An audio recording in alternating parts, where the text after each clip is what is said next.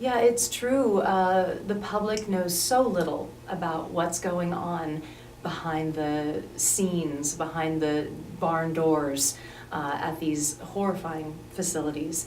We don't see the animals. Most people, the only time they encounter a chicken is when he's dead and in parts on a plate. So, it's very sad that that's the only time they encounter these beautiful, amazing creatures.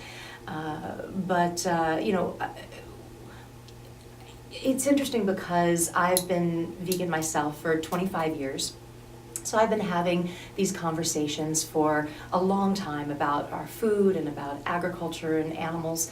And it's been, kind of the same conversation for 20 or so years, but recently something has started shifting. And people have been saying things like, oh, well, but my eggs are free range, and my dairy is organic.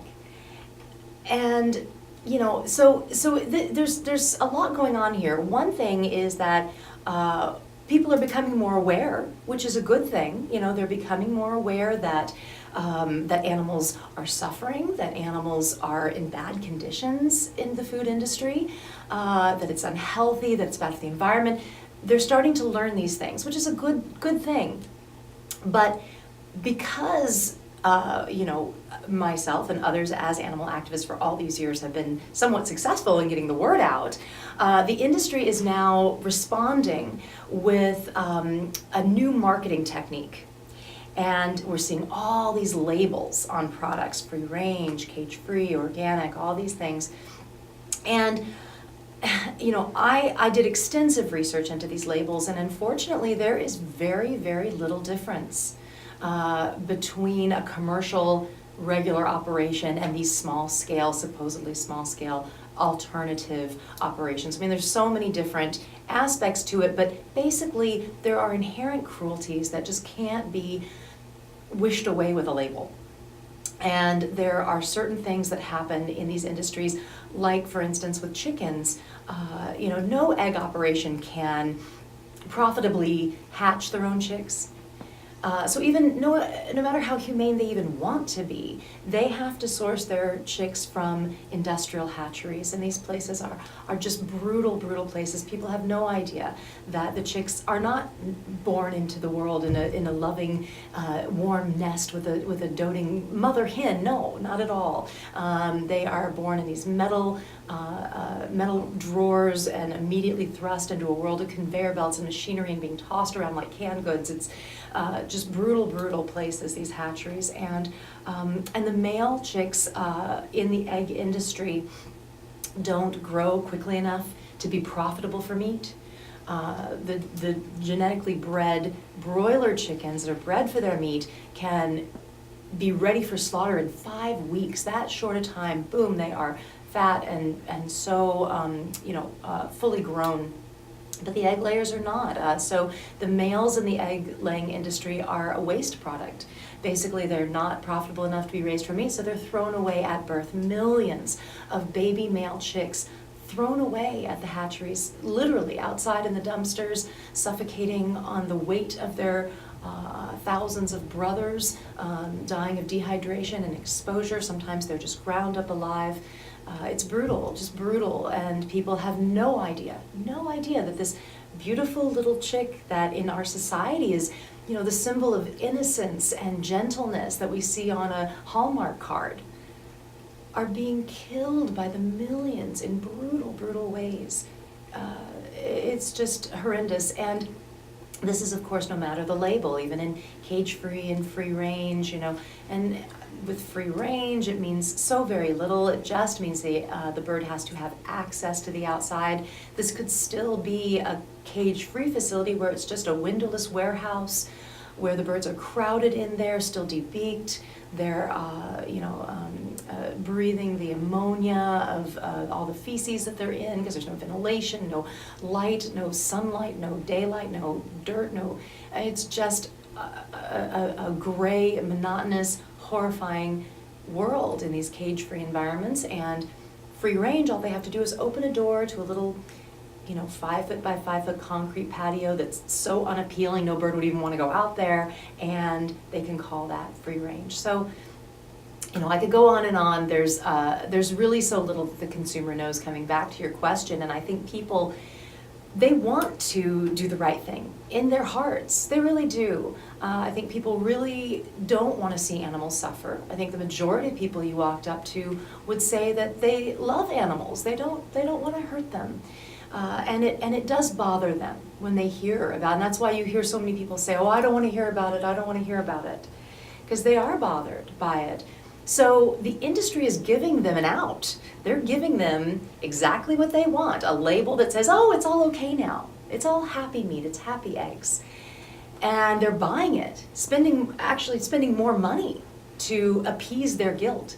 So, I think that people want to do the right thing, but really the right thing is we need to stop commodifying animals, stop seeing their bodies, their eggs, their dairy as food. Because as long as we're seeing those products as food, there's going to be exploitation and suffering of these animals. It's true. There is very little regulation on these labels. All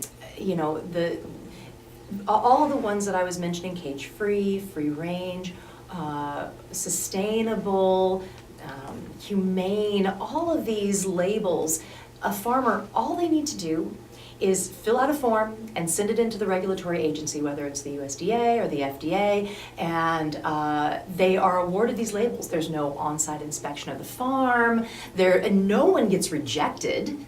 Basically, anyone can have these labels. They mean practically nothing. The only exception to that is organic.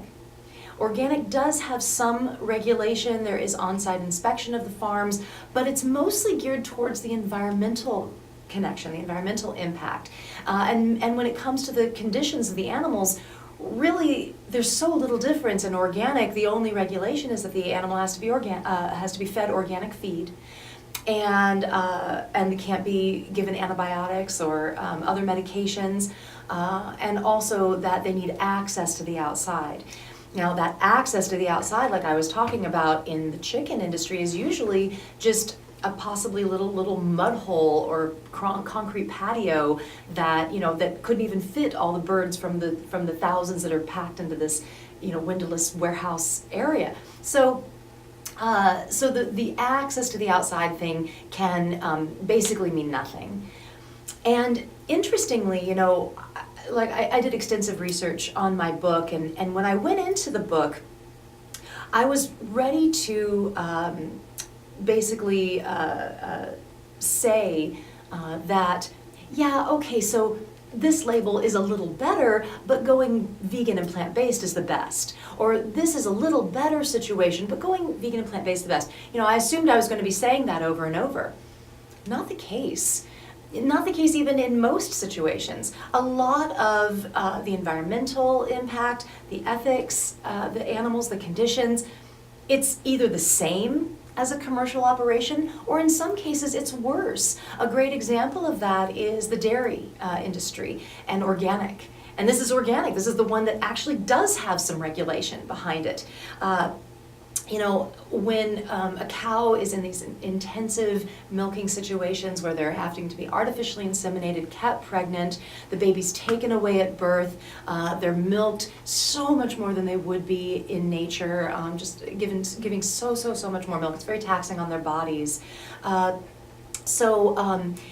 They get often what's called mastitis. It's an infection of the udder. It can be very painful. The udder can swell, get open sores. The milk doesn't pass through as easy. There's pus and blockage. So it's very, very painful, mastitis, and it's very common. And usually in the dairy industry, what they do with the cows that have mastitis is they give them antibiotics and medication so it clears up the mastitis. Well, in the organic industry, if they did that, they would have to take that cow out of production. They couldn't sell that milk. So suddenly that cow's not making them any money. So they don't do that. They just let the mastitis fester. I interviewed large animal vets that were, in my area. I live in Sonoma County, which is north of San Francisco, about an hour north of San Francisco, where it's huge dairy country. There's a lot of dairy happening up there, and it's all this, organic and humane and, supposedly very, high quality dairy. And I had veterinarians tell me that they saw cows that were in the worst conditions, that were suffering the most from advanced mastitis on organic dairy farms. So these labels really mean nothing. You know, it's very, very sad, and consumers are really being duped. The agricultural lobby is incredibly powerful. They are at every level, state, federal, really incredibly, incredibly powerful, and it makes lawmakers concerned and standoffish to a lot of humane laws that are trying to be instated.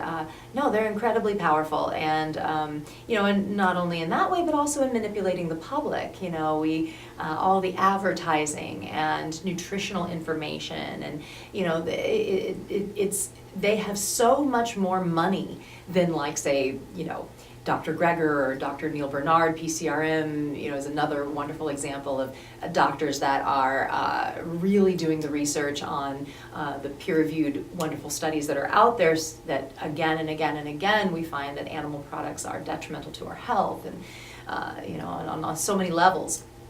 But they're not the ones with the, you know, billions of dollars able to manipulate the public into, you know, thinking that we have to have animal products or we're going to keel over of protein deficiency.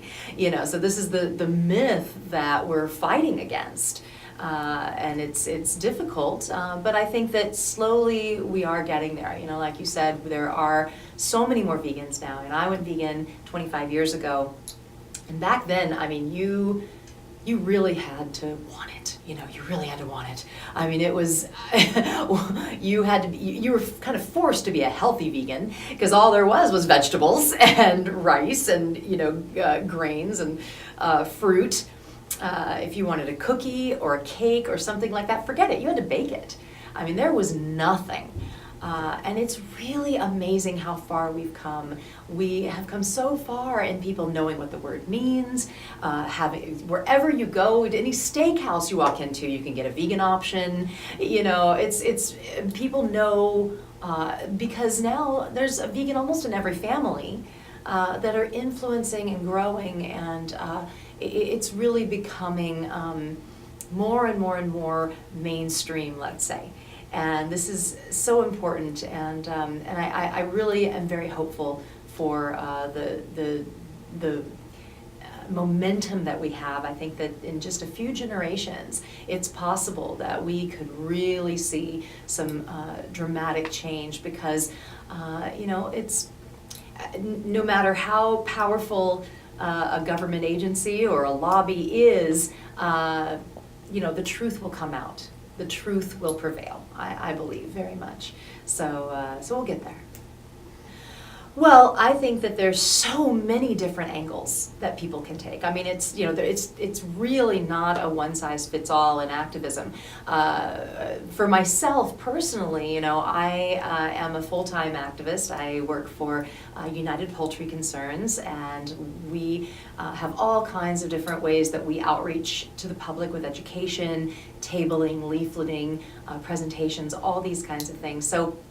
So there's, you know, that kind of activism that you see, that's, you know, the kind of the face of activism. So, and that is incredibly important. And if that, you know, feels right and something that you would want to do, getting out there and leafleting is an easy and wonderful way to get the information into people's hands that have never heard it before. Tabling at an event is a wonderful way too, to get into a more in-depth conversation with people that are kind of wanting to hear it, coming to your table.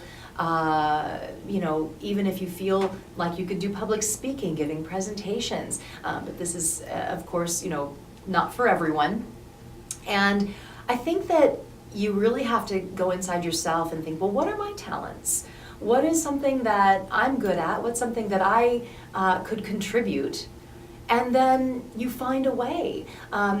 If you're good at graphic design, you know, then maybe you volunteer and help your local organization to get their graphics really gorgeous. Or, maybe you're good with social media and online stuff, and you create a blog or a website that gets the information out. There's so many different ways now to help. Maybe you're a good cook, and you decide to do some cooking demonstrations, vegan cooking demonstrations or raw food demonstrations, at your local community center.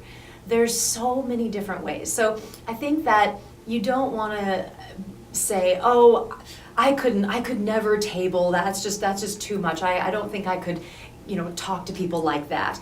Well, that's okay. There's something else that you can do. You have a talent, you have something you can contribute, find a way. So I think everyone can help. What you're asking is about when you have hens as companion animals and they're laying eggs, and you're a vegan, you don't want to eat those eggs, you shouldn't ever sell those eggs or give away the eggs. We need to stop looking at eggs as food. As long as we're looking at eggs as food, hens are going to be looked at as a food production unit, and in somewhere there's going to be exploitation. To feed 7 billion people, we can't feed 7 billion people our backyard hens' eggs. It's just not going to happen. So what to do with the eggs? A lot of sanctuaries that are keeping thousands of animals and letting them live their lives out in peace, what they do is they take the eggs, boil them, mash them up, and feed them back to the chickens. This is a very natural thing. Chickens will naturally eat their own eggs, just raw. They want to get those nutrients back. They know when the eggs are unfertilized. They know. When the eggs are unfertilized, there hasn't been a rooster, they haven't mated with a rooster to have the fertile eggs. When the eggs are fertile, they know. And they will brood, and they will, sit on the eggs, and oftentimes don't even want you to take those eggs. And will be very, resistant to you taking their fertile eggs that have a chick that's developing. But the unfertile eggs, it's like a woman's menstrual cycle. It's just a passing of an egg. So they will actually peck at the eggs and eat them. I was involved in a rescue not long ago of some chickens that were being adopted out.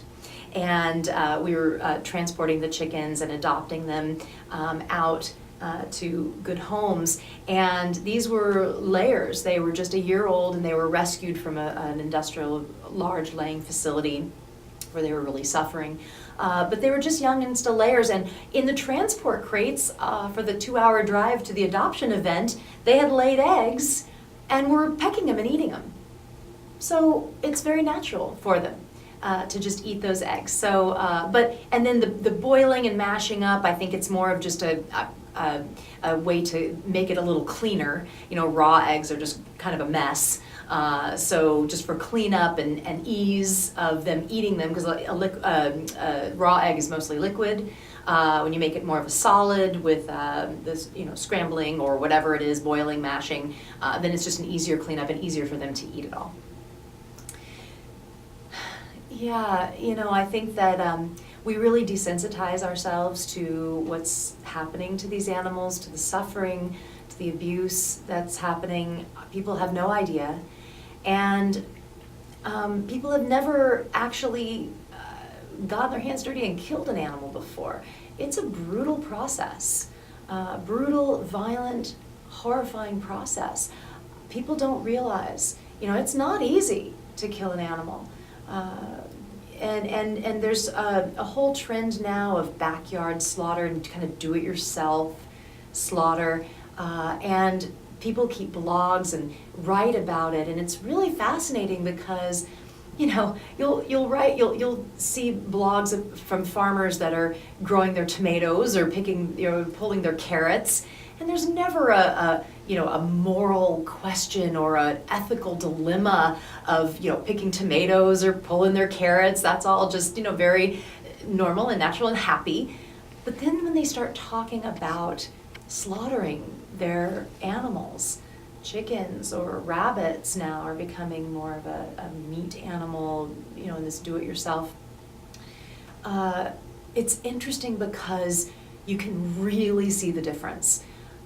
People will have ethical conflicts, and they'll have all these ways of justifying things, and they'll talk about, oh, you don't want to name them because that makes it harder. Well, really, we shouldn't be doing this. We've got to follow the logic through. I mean, obviously, if there is a moral conundrum, if we're having to soul search around killing these animals, and it's absolutely unnecessary to eat them, we live healthier, the environment's better on a vegan diet, there's no need for this. And it's interesting, they'll often say, oh yeah, the first one was really hard, that was just, it was brutal, terrible, but now it's getting a little easier. Well, guess what? Serial killers say that. Let's not desensitize ourselves to the violence of killing an animal. This is, killing a young, healthy animal. It is absolutely unconscionable, and I think that we're getting it. People are waking up to it and realizing that animals shouldn't be treated poorly, that they need to be treated well, that they need space, that they need air, that they need sunshine. So all these things are great. But then to kill that animal, I mean, that's a much greater violation than maybe confining them or debeaking them. And killing them is the worst violation you could commit to someone. So I think we're going to get there. The logical progression is, if we shouldn't abuse them, we should let them live their lives naturally, well then we should not kill them.